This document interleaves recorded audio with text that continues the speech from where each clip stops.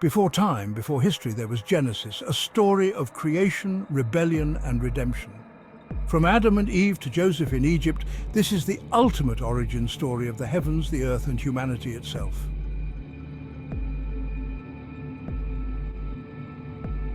In the beginning, God created the heavens and the earth.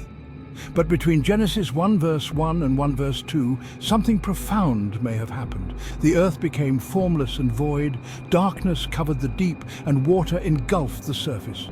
Could this hint at a cataclysmic event, a pre-Adamic flood or judgment? Yet, even in the void, God's Spirit moved over the waters, and he began his work of restoration. Over 6 days, God spoke, and creation obeyed, light and darkness, land and sea, plants and animals. On the 6th day, he formed humanity, his masterpiece, created in his image to rule over the earth. God placed Adam and Eve in the Garden of Eden, a paradise where they walked with him in perfect harmony, but shadows loomed as free will set the stage for humanity's fall.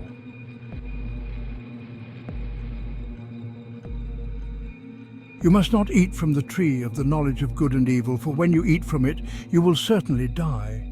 But the serpent whispered lies, and Eve took the fruit, offering it to Adam.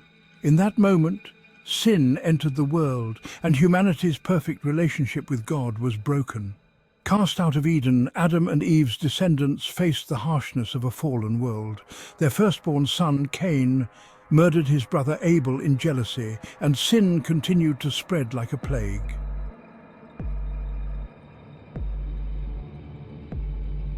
The sons of God saw that the daughters of humans were beautiful, and they married any of them they chose.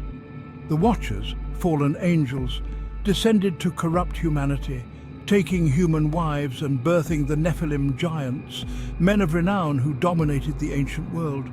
But their interference didn't stop there. They corrupted all creation, tampering with the DNA of animals and humans alike.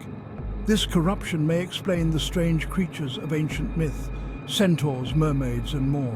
God saw that the earth was filled with violence, and in Genesis 6 verses 5 to 6 it says, "The Lord regretted that he had made human beings on the earth, and his heart was deeply troubled.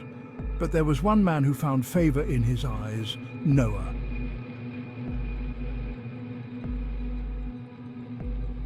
Make yourself an ark of cypress wood, make rooms in it, and coat it with pitch inside and out. Genesis 6:14. Noah obeyed God, building an ark to preserve life. For 40 days and nights the rains fell, and the earth was submerged. The wicked perished, but Noah, his family, and the animals were saved. When the waters receded, God made a covenant with Noah, symbolized by the rainbow. "Never again will I destroy all life by the waters of a flood." Genesis 9:11.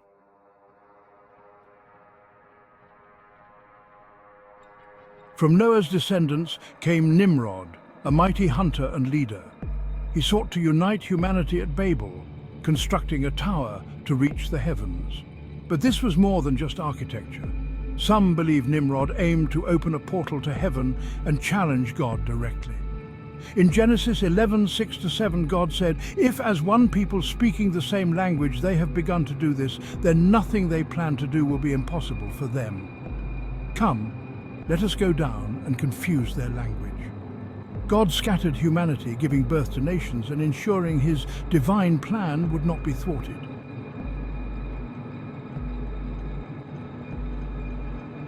God chose Abraham to father nations, saying in Genesis 12:2-3, "I will make you into a great nation, and all peoples on earth will be blessed through you."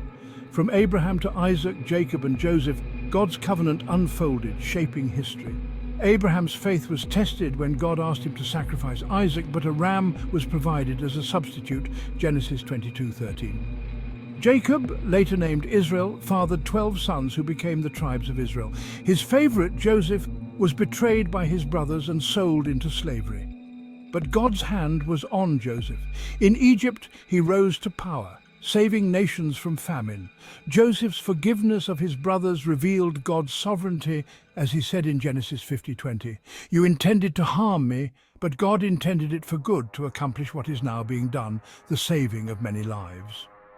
The family of Israel thrived in Egypt, but the stage was set for a future of both oppression and deliverance.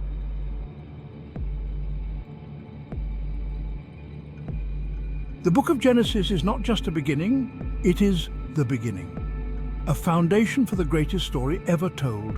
Giants, angels, floods and covenants, it all points to a God who redeems and restores. From the family of Israel will arise a nation chosen by God, but their path will be fraught with trials, triumphs and divine encounters. What challenges will they face as they fulfill their destiny? What other battles will rage between heaven and earth? Subscribe now and join us as we continue this epic journey through the Bible.